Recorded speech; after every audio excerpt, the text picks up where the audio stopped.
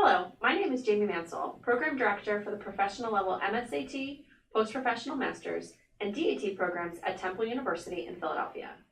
I would like to thank my co-authors, Dr. Danny Moffett, Program Director at Idaho State University, Dr. Ann Russ, Clinical Education Coordinator at Temple, and Dr. Justin Thorpe for their collaboration in this manuscript.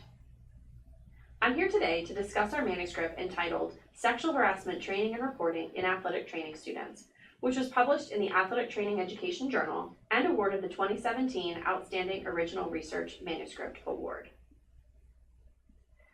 In the current climate, sexual harassment is a growing concern in all environments, including higher education.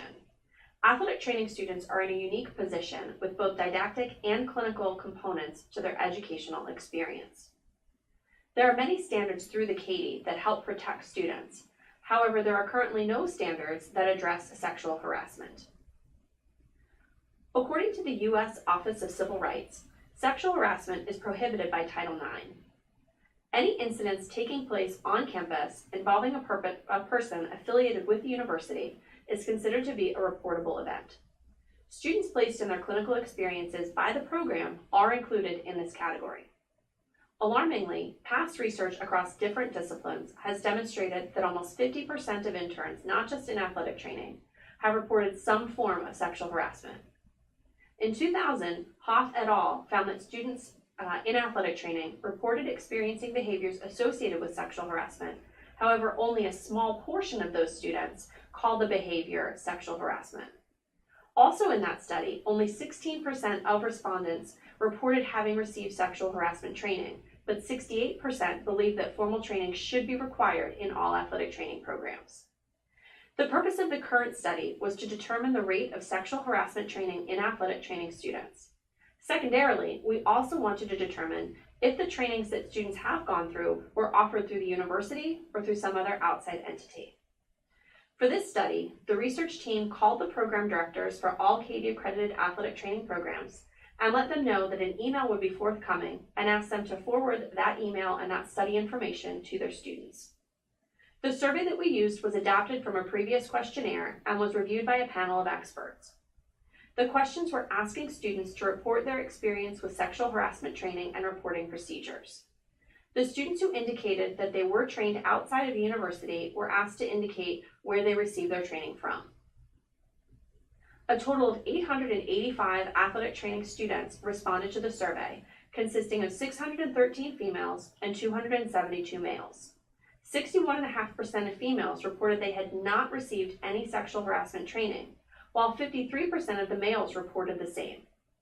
There was a significant difference between genders and training received. Only 41% of respondents reported that they had received training from their institution.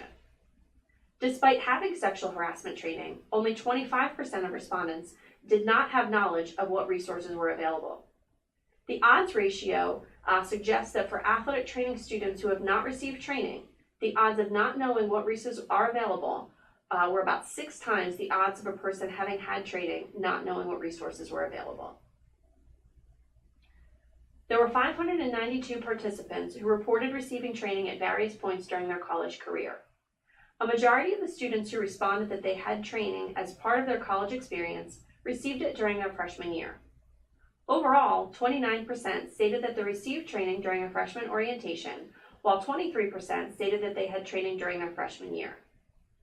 Students were also asked if they had received training in places other than the university setting.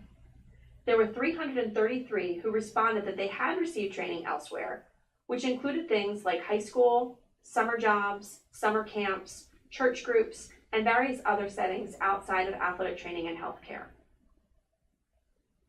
In 1998, Velasquez identified sexual harassment as a concern for the athletic trainer. In 2008, Shingles and Smith demonstrated that there was a lack of understanding about sexual harassment and sexual assault by certified athletic trainers. It's been almost 20 years since this was first addressed, and we believe that our research indicates that there is still a vital need for preceptors, educators, and program directors to protect students in the clinical and didactic settings by offering specific sexual harassment training and reviewing appropriate reporting procedures, with the hope that this knowledge will also transition to clinical practice. On behalf of Drs. Moffett, Russ, and Thorpe, I'd like to thank you for watching this video and to the Athletic Training Education Journal for publishing this article and allowing it to be highlighted in this video.